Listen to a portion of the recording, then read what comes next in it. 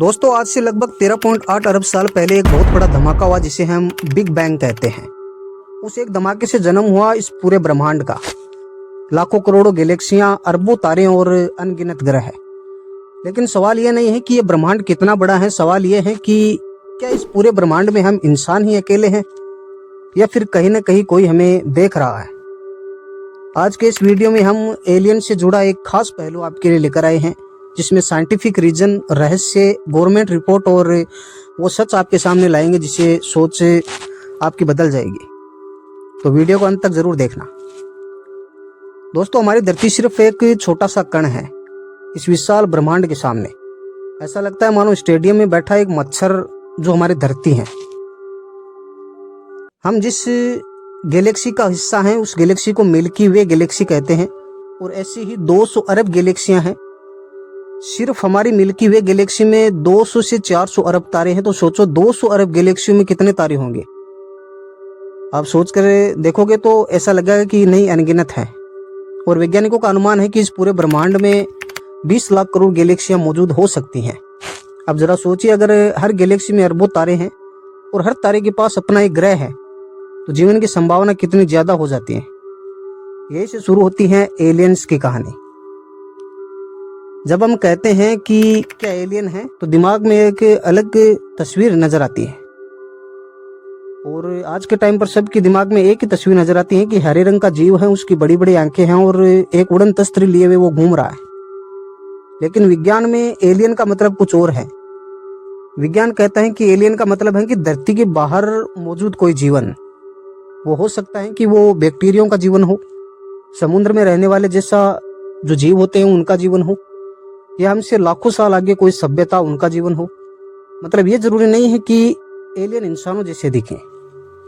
दोस्तों आज से करीब 3 अरब साल पहले धरती पर कोई जीवन नहीं था। न ऑक्सीजन था, न पेड़ था और न इंसान था तो सिर्फ 3 चीजें, पानी, गैस और केमिकल रिएक्शंस।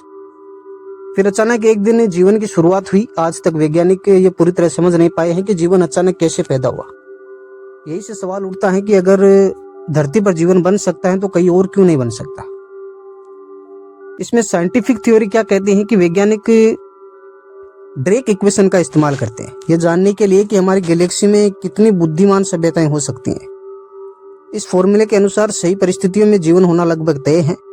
कुछ गणनाओं के अनुसार मिल्की वे में हजारों बुद्धिमान सभ्यताएं हो सकती हैं।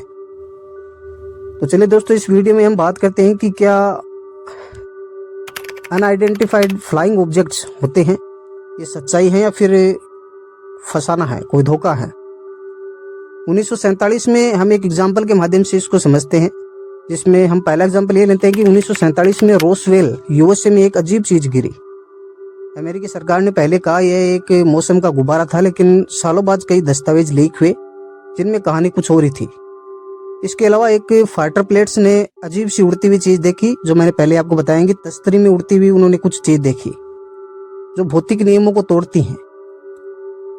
2020 के बाद पेंटागन ने माना कि कुछ चीजें अभी भी अनआइडेंटिफाइड है, सरकार से छुपा रही है। ये पेंटागन जो अमेरिका की रिसर्च कंपनी है, जैसे नासा है उसकी तरह पेंटागन भी एक रिसर्च कंपनी है, तो उन्होंने ये माना है कि कुछ अजीब चीजें पर्यावरण में हो सकती हैं या अंतरिक्ष के बाहर हो सकती हैं। कुछ लोग मानते हैं कि सरकारें एलियंस का सच छुपाती हैं।